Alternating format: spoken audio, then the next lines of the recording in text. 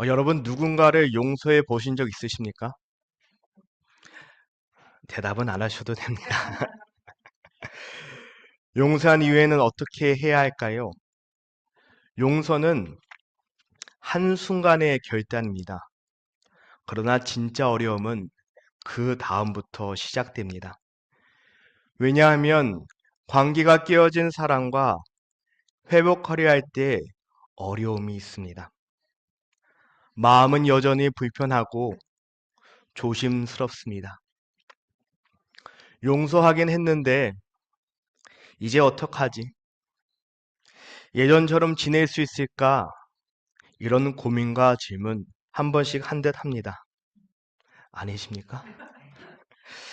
지난주 우리는 빌레몬서를 통해 복음이 어떻게 용서를 가능하게 하는지를 살펴보았습니다. 바울은 빌레몬에게 강요하지 않았습니다. 사랑으로 강구하였습니다. 그리고 하나님께서는 오네시모를 잠시 떠나게 하신 것이 영원히 두게 하심이라는 놀라운 섭리를 확인하였습니다. 이처럼 복음은 죄를 용서하는 차원을 넘어 하나님의 계획 속에서 인간의 실패조차도 사용하시는 능력이 있음을 보았습니다. 우리 삶도 그렇지 않습니까? 실패를 경험하지만 하나님은 그 실패를 우리 삶 가운데 사용하시는 것을 경험하고 있지 않습니까? 그렇다면 용서를 선언한 이후 우리의 현재 관계에는 어떠한 변화가 일어나야 할까요? 지금 나의 삶 가운데 어떠한 변화가 나타나야 하느냐라고 물어봅니다. 복음이란 단지 과거를 덮어주는 은혜로 끝나는 것이 아니라 미래를 새롭게 만드는 능력이 있습니다. 복음은 우리에게 새로운 정체성을 주고 깨어진 관계를 회복시키고 하나님의 백성, 공동체를, 교회를 새롭게 세우십니다. 오늘 본문은 이 복음이 만들어내는 세 가지 변화를 보여주고 있습니다. 오늘 이 말씀을 통해 우리 안에서도 동일한 변화가 일어나기를 바랍니다. 그 변화, change가 아니라 transform입니다. 완전히 변하는 것을 말하고 있습니다. 그래서 복음이 우리의 삶과 관계, 그리고 교회를 새롭게 하기를 소망합니다. 소망합니다. 먼저 정체성의 변화입니다. 바울이 16절에 이렇게 말합니다. 이후로는 종과 같이 대하지 아니하고 종 이상으로 곧 사랑받는 현재로 둘 자라. 내게 특별히 그러하거든 하물며 육신과 주 안에서 상관대한 내길이야. 이 구절에서 이후로라는 말이 중요합니다. 복음은 인생을 둘로 나눕니다. 그것은 과거와 현재, 옛사람과 새사람입니다. 다른 말로 하면 복음을 알기 이전과 이후입니다. 오네시모의 인생 역시도 동일합니다. 이 구절에 바울은 오네시모의 변화를 세 단계로 설명하고 있습니다. 첫째, 종과 같이 대하지 아니하고 그 과거의 정체성을 벗어버렸다라는 것을 말하고 있습니다. 둘째, 종 이상으로 그의 정체성이 이전의 한계를 그 종을 넘었다라는 것을 언급합니다. 그리고 세 번째, 사랑받는 형제로 이전엔 사랑받지 못했는데 이제 사랑받는 형제로라고 말함으로써 새로운 정체성을 자리 잡게 합니다. 종의 관계는 법과 의무가 묶인 수직적인 관계였습니다. 주인이 뭐라고 하면 종은 감당해야 했습니다. 하지만 형제의 관계는 사랑과 신뢰가 있는 수직이 아니라 수평적인 관계입니다. 그런데 바울은 그를 형제라고 부르는 것이 아니라 사랑받는 형제라라고 합니다. 빌레몬은 이제 오네시모를 법적인 관계에 주인과 종의 관계가 아니라 사랑으로 받아들여야 한다는 것을 말하고 있습니다. 그리고 바울은 내게 특별히 그러하거든 하물며 육신과 주 안에서 상관된 내게랴 라고 합니다. 오네시모는 바울에게 이미 사랑받는 형제입니다. 무익한 종이 아니라 내게는 없으면 안 되는 유익한 종입니다. 유익한 형제입니다. 이제 빌레몬에게 이제 믿음 안에서 동일하게 특별한 형제로 받아달라라는 것을 말하고 있습니다. 이처럼 복음은 인간관계를 변화시키고 공동체를 새롭게 합니다. 여러분, 이것이 복음의 능력입니다. 세상은 우리의 직업과 성공, 이력, 그리고 과거의 실패로 규정하지만 복음은 우리에게 새로운 이름을 줍니다. 우리를 하나님의 자녀라고 부르며 그리스도 안에서 사랑받는 형제, 자매라고 합니다. 이 정체성은 우리의 능력이 아니라 우리에게 은혜로 주신 선물입니다. 그러므로 상황이 흔들려도 환경이 변해도 우리의 정체성은 변하지 않습니다. 변하지 말아야 합니다. 우리는 어제도, 오늘도, 내일도 하나님의 자녀인 것을 확신하며 나아가시길 바랍니다. 두 번째는 관계의 변화입니다. 바울은 이제 빌레몬에게 더 구체적으로 행동을 요청합니다. 17절에 그를 영접하기를 내게 하듯 하고 라고 합니다. 이것은 권면이 아닙니다. 바울은 오네시모를 자신과 동일시하고 있음을 말하고 있습니다. 그리고 빌레몬이 바울을 얼마나 사랑하고 존중했는지 우리는 압니다. 바울은 빌레몬의 영적 아버지이자 스승이었습니다. 그런데 이제 바울은 그 사랑과 존중을 오네시모에게 돌리라라고 말합니다. 이것이 바로 복음이 만드는 관계의 변화입니다. 복음은 적대자를 형제로 만들고 꼴도 보기 싫은 원수를 가족으로 변화시키는 능력이 있습니다. 그 능력을 경험하시길 바랍니다. 그리고 바울은 거기서 멈추지 않습니다. 18절과 19절에 이렇게 말합니다. 그가 내게 불의를 행했거나 빚이 있자면 내 앞으로 계산하라.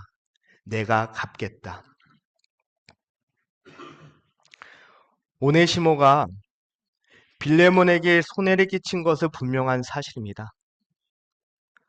그런데 바울은 그 빚을 자신이 대신 갚겠다라고 합니다.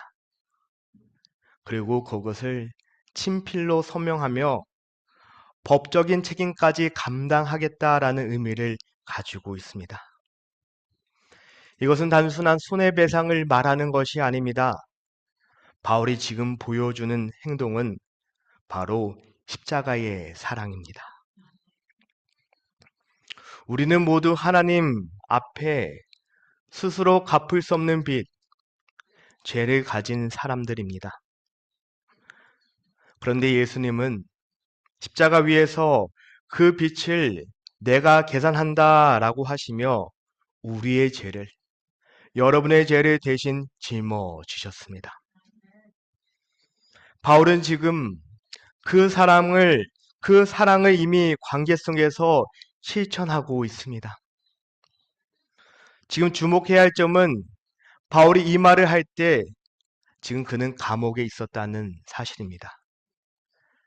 경제적으로 여유가 없는 상황입니다. 그럼에도 그는 기꺼이 오네시모의 빚을 감당하겠다라고 합니다. 바울은 왜 그렇게 하였을까요? 그는 십자가의 사랑을 경험하였기에 그렇습니다. 그러면서 바울은 조용히 빌레몬에게 말합니다. 내가 이외에 내 자신도 내게 빚진 것은 내가 말하지 아니하노라. 빌레몬 그 역시 바울을 통해 복음을 받았습니다. 은혜를 바울을 통해 받았고 예수님의 사랑으로 구원받은 사람입니다. 그렇기에 그도 바울이 말하는 그 십자가의 사랑을 경험한 사람입니다. 여러분, 이 부분이 매우 중요합니다. 우리가 누군가를 용서하지 못하는 이유의 뿌리를 보면 그 이유는 우리가 받은 은혜를 잊어버린 마음이 있기에 그렇습니다. 예수님께서 말씀하셨습니다. 1만 달란트 비유를 하셨습니다. 왕에게 엄청난 빚을 탕감받은 종이 집에 걸어가다가 자기에게 작은 빚을 진 동료를 용서하지 못하였습니다. 바울은 지금 빌레몬에게 그 말을 하고 있습니다. 그리고 은혜로 도전하고 있습니다. 나는 오네시모를 위해서 이렇게까지 하였는데 너는 이제 어떻게 할 거야? 라고 말하는 듯 합니다. 이것은 명령이 아니라 사랑의 초청입니다. 이것은 복음을 통해 나타나는 관계의 변화입니다. 복음은 우리를 희생적인 사랑으로 초대합니다. 부르고 있습니다. 우리가 여러분들이 십자가를 경험한 사람이라면 다른 사람의 짐을 함께 짊어져야 합니다. 혹시 여러분의 마음속에 아직도 누군가를 향한 불편한 마음이 있으십니까? 그 사람이 나에게 얼마나 상처를 줬는데 라고 하면서 계산하는 마음이 있으십니까? 바로 그 마음이 들 때, 그 생각이 자리 잡을 때 이것을 기억하시길 바랍니다. 복음은 우리에게 그 빚을 탕감하였다는 것을 기억하시길 바랍니다. 그리고 그 은혜가 기억되었다면 이제는 그 짐을 함께 지어나가는 자리로 나아가시길 바랍니다. 그것이 불공평하게 느껴질 수 있습니다. 우리가 불공평하게 느껴지는 이유는 무엇인가 하면 우리 안에 세상의 판단이, 기준이 너무 깊이 자리 잡고 있기에 그렇습니다. 세상은 give and take라고 합니다. 내가 주지 않으면 받지 않는 세상에 살아갑니다. 우리는 세상에 속해 있습니까? 아니면 하나님께 속해 있습니까? 우리는 세상의 자녀입니까? 아니면 하나님의 자녀입니까? 이미 예수님께서 우리를 위해 무엇을 하셨는지 잊어버리셨습니까? 그분은 아무 죄도 없으셨지만 우리의 죄를, 여러분의 죄를 대신 짊어지셨습니다. 이것이 십자가의 사랑입니다. 십자가를 바라볼 때, 십자가 목도리를 할 때, 그 은혜가 늘 기억나시길 바랍니다. 그리고 그 십자가의 사랑, 은혜로 끝나는 것이 아니라 그 사랑은 우리를 초청하고 있습니다. 그 초청에 반응하셔서 내 안에 갇힌 사랑이 아니라 십자가의 사랑이 우리 삶 가운데 나타나시길 바랍니다. 마지막으로 공동체의 변화입니다. 바울은 편지의 마지막 부분으로 나아가면서 이렇게 말하기 시작합니다. 20절입니다. 오 형제여, 나로 주 안에서 너로 말미암아 기쁨을 얻게 하고 내 마음이 그리스도 안에서 평안하게 하라.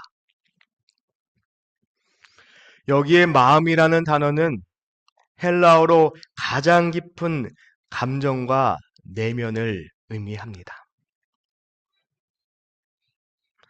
바울은 지금 기분이 좋아지기를 바라는 것이 아니라 자신의 영혼 깊은 곳이 편안해지기를 바라고 있습니다.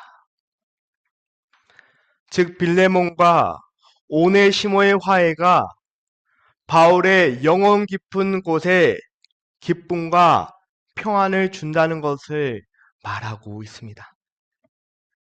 왜 그럴까요? 왜 그럴까요? 교회는 한 몸이기에 그렇습니다. 한 지체가 아프면 온몸이 아프고 한 지체가 회복되면 온몸이 기뻐합니다. 얼마 전에 우연히 걷다가 발가락이 따끔하였습니다. 눈에 보이는 게 아무것도 없는데 따끔합니다. 그런데 걸어갈 때마다 밥 먹을 때마다 발가락 그 따끔함이 계속 저를 신경 쓰이게 합니다. 분명히 아무것도 없는 것 같은데 따끔합니다. 그래서 후레쉬로 비춰봤더니 아주 작은 눈에 보이지도 않는 바늘 하나가 가시 하나가 박혀 있었습니다. 너무나도 작아서 보이질 않았는데 살과 함께 뜯어내고 나니까 이제는 아프지 않습니다. 우리의 몸이 그렇습니다. 눈에 보이지 않지만 어느 한 곳이 고통스러우면 우리 온몸은 그곳에 신경 쓰이게 됩니다. 빌레몬과 오네시모의 화해는 단지 둘의 관계의 화해가 아니라 바울이 기쁨에 되고 교회의 평안이 되었습니다. 개인의 관계의 회복은 그 사람과 그 사람만의 회복이 아니라 교회의 회복으로 이어진다는 것을 의미합니다. 21절에 바울은 이렇게 말합니다. 나는 내가 순종할 것을 확신함으로 내게 썼노니 내가 말한 것보다 더 행할 줄 아노라. 바울은 빌레몬에게 강요하지 않습니다. 억지나 강제로가 아니라 바울은 빌레몬이 복음이 주는 자발적인 순종과 사랑으로 행하기를 기대하고 있습니다. 그 사랑은 신뢰가 있습니다. 그렇게 상대방을 믿을 수 있습니다. 바울은 빌레몬이 단지 용서할 뿐 아니라 그 이상을 소망하고 있습니다. 그것은 무엇일까요? 빌레몬은 주인입니다. 오네시모는 종입니다. 바울은 빌레몬이 종 오네시모를 자유롭게 놓아줄 것을 기대하고 있습니다. 이 둘의 관계, 하루 이틀의 관계가 아닙니다. 오네시모의 이름이 유익한 자라는 것은 뜻은 아름답지만 종의 입장에서 유익하다는 것은 이 종이 나에게 필요한 도구다라는 의미를 가지고 있습니다. 오네시모가 그 이름을 가졌다는 것은 어쩌면 오네시모의 부모님도 종이었다는 것을 의미합니다.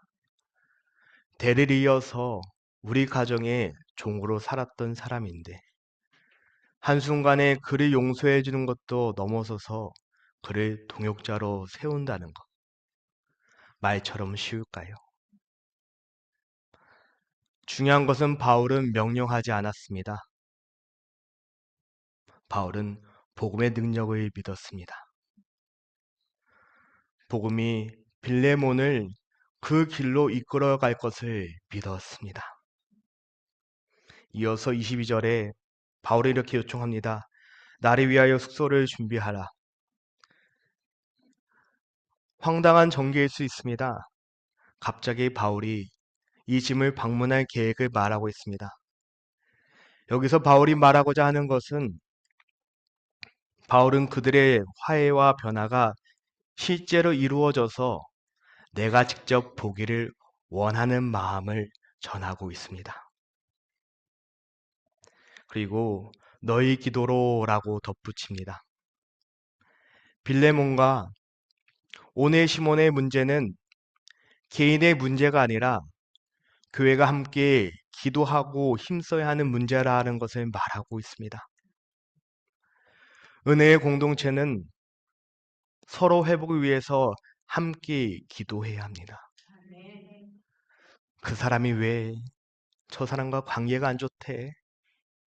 저 사람은 왜 저 사람과 그랬대? 라고 하면서 도마 위에 생선처럼 칼질하는 것이 아니라 우리는 기도해야 합니다. 얼마나 재미가 있겠습니까? 누군가에 대해서 얘기하는 것. 그런데 우리가 하나님의 자녀라면 회복을 위해서 기도로 참여해야 합니다. 23절과 24절을 보면 수많은 사람들 이름이 나옵니다. 에바브라, 마가, 아리스다고, 데마, 누가의 이름이 등장합니다. 바울은 지금 혼자 서 있지 않습니다. 이들은 바울과 함께 복음 위에 헌신했던 동역자들입니다. 왜 바울은 이들의 이름을 언급하고 있을까요? 그 동역자들도 이 일을 함께 기대하고 있다는 것을 말하고 있습니다. 오네시모를 받아들이는 일은 빌레몬 개인의 문제가 아니라 교회가 동역자들이 함께 기도하며 역사하기를 바라는 것이라고 말합니다. 이 이름들 안에 우리 교회의 모습을 봅니다. 에바브라, 교회를 세운 사람입니다. 마가, 한때는 갈등이 있었지만 관계를 회복한 사람입니다. 데마, 나중엔 떠나지만 지금 함께 동역하고 있습니다. 누가 의사이면서 복음을 전한 자입니다. 기록한 자입니다. 무엇을 말합니까?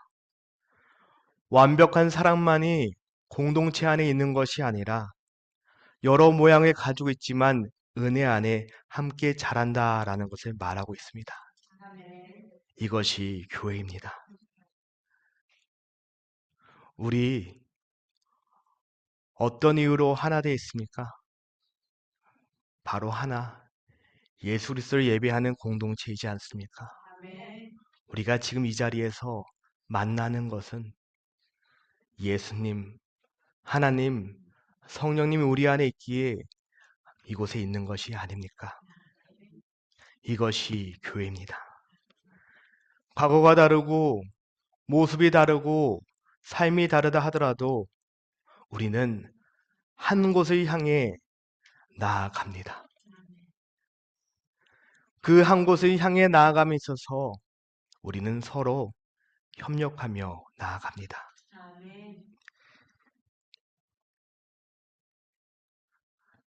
마지막 25절에 바울은 우리 주 예수 그리스도의 은혜가 너희 심령과 함께 있을지어다 라고 축복합니다. 이것은 단순한 서신의 마지막 인사말이 아닙니다. 빌레몬서 전체의 결론입니다. 오네시모의 변화도, 빌레몬의 용서도, 바울의 희생도, 공동체의 회복도 모두 그리스도 은혜 안에서 이루어질 수 있다라는 것을 선포하고 있습니다. 그리고 바울은 그 은혜가 너희, 즉 교회 전체 위에 임하기를 기도합니다. 여러분, 이것이 복음을 통해 세워져가는 공동체, 교회의 모습이어야 합니다. 복음은 한 사람만 변화시키는 것이 아니라 공동체를 새롭게 합니다. 한 사람의 용서가 공동체의 편안이 되고, 한 사람의 순종이 공동체의 기쁨이 됩니다. 그 한 사람의 변화가 교회를 세워나가게 됩니다. 우리 교회도 그러한 교회가 되었으면 좋겠습니다. 여기 깨끗해 보이는 휴지가 있습니다. 방금 전에 꺼냈습니다. 한 번도 쓰지 않았기에 누군가가 눈물이 흘리면 제가 닦으세요 쓰라고 드릴 수 있습니다. 그런데 이 깨끗해 보이는 휴지 한 장이라도 빛 아래서 제가 털면 먼지가 나타납니다. 신기하지 않습니까? 분명 이거는 우리 코도 풀고 눈물도 닦고 하는데 무엇을 말합니까? 아무리 목사도, 여기 계신 모든 권사님도, 집사님도, 성도님들도 누구 하나 하나님 앞에서 깨끗한 사람이 없다라는 것을 말하고 있습니다. 내가 깨끗하지 않은데 누군가를 판단할 수 있겠습니까? 예수님 우리로 빛으로 오셔서 우리를 바라보면 우리의 모든 죄와 허물은 다 드러나게 됩니다. 그렇게 교회는 정죄하고 판단하는 것이 아니라 잃어버린 한 영혼이 회복되기를 간절히 기도하고, 아픔 가운데 있는 한 영혼이 하나님을 만나기를 간절히 기도하고, 누군가를 판단하는 것이 아니라 이전에 그 사람이 어땠다 저땠다 하는 것이 아니라 여러분은 과거가 깨끗하십니까? 여기에 보이지 않을 뿐이지 하나님은 모르시고 계십니까? 우리 교회에 용서가 나타나고 하나님의 은혜 가운데 복음의 능력으로 회복되시길 바랍니다. 여러분, 오늘 우리는 빌레몬서의 짧은 책을 통해서 세 가지 변화를 보았습니다. 정체성이 새로워지고, 그렇기에 관계가 회복되고, 그렇기에 교회가 변화되는 것을 보았습니다. 교회가 이제 세워져 나아갑니다. 이 모든 변화의 중심에는 한 가지가 있습니다. 바로 복음입니다. 가스펠입니다. 복된 소식입니다. 하나님은 절대 우리를 혼자 구원하시는 것이 아니라 우리를 사랑받는 자녀로 부르셨고, 나만 부른 것이 아니라 우리의 가족도 부르셨고, 우리 성도만 부른 것이 아니라 우리 교회도 부르셨다는 그 사실을 꼭 기억하시길 바랍니다. 죄는 관계를 무너뜨리지만 복음은, 그 기쁜 소식은 관계를 다시 세우고 나아갑니다. 용서에서 멈추지 않고 사랑으로 다시 연결하며 다시 우리가 그 길을 걸어 나가도록 우리에게 힘도 주고 능력도 주고 권세도 주는 것이 복음입니다. 이 복음을, 능력을 우리가 알았다면 우리 안에 이런 결단이 있으면 얼마나 좋을까요? 하나님, 하나님께서 나를 받아주신 것처럼 나도 누군가를 받아주겠습니다. 하나님이 나를 다시 용서하신 것처럼 나도 누군가를 다시 용서하겠습니다. 사랑하는 성도 여러분, 우리는 지난주 오늘까지 성경에서 가장 짧은 책 빌레몬서를 살펴보았습니다. 짧은 한 장, 25절이란 짧은 구절 가운데 그 안에 깊은 내용이 있습니다. 바로 복음의 능력입니다. 그 은혜가 말씀에만 머무는 것이 아니라 여러분의 삶 가운데에도 계속 흘러 넘치길 바랍니다. 지금 우리는 아름다운 계절 가을을 보내고 있습니다. 이 계절이 아름다운 이유를 곰곰이 생각해 보니까 그 중에 하나는 단풍잎 때문이지 않을까 싶습니다. 붉은색, 노란색, 주황빛으로 물든 단풍잎을 바라보면 마음이 따뜻해집니다. 그래서 제가 가을을 참 좋아합니다. 그런데 그 아름다운 원리를 생각해 보면 가을이 되어서 여름과 다르게 빛이 줄어들고 기온이 여름과 다르게 내려가면서 잎을 푸르게 하였던 색소가 없어지기에 그렇습니다. 그렇게 되자 그동안 감추었던 아름다운 붉은색, 노란색, 주황색 빛이 나타나게 됩니다. 이것 쉽게 말하면 나뭇잎이 죽음을 받아들일 때 가장 아름다운 색을 나타내게 된다는 것을 말합니다.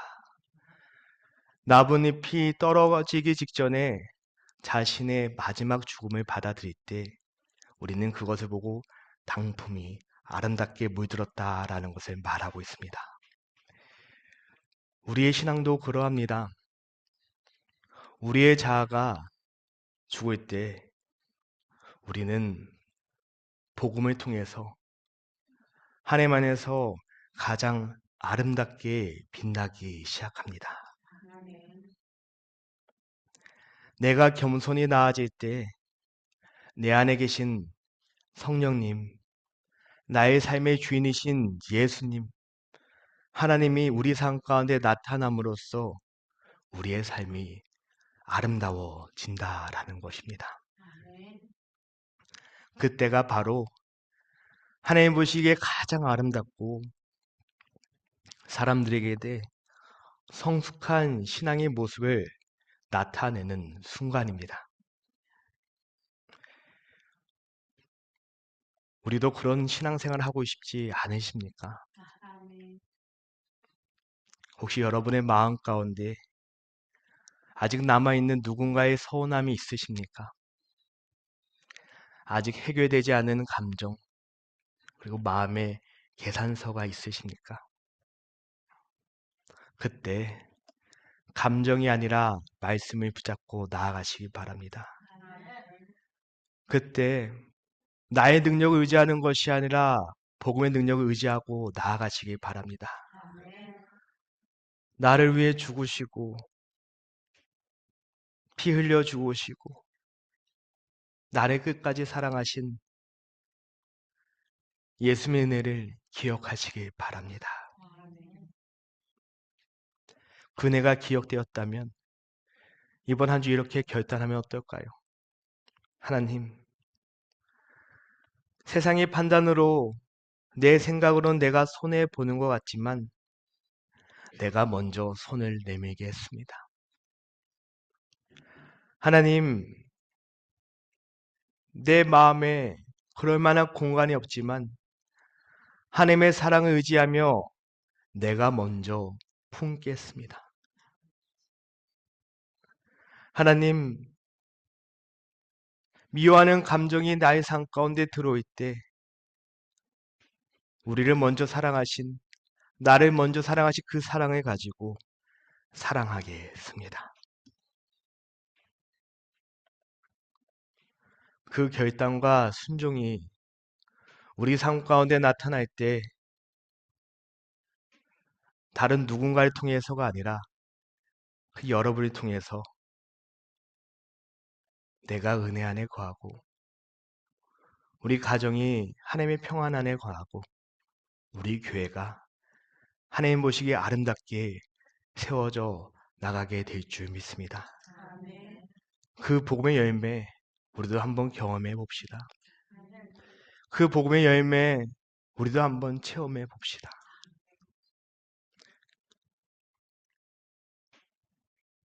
한 주간 그 마음을 가지고 나아가시길 주님의 이름으로 축원하여 드립니다.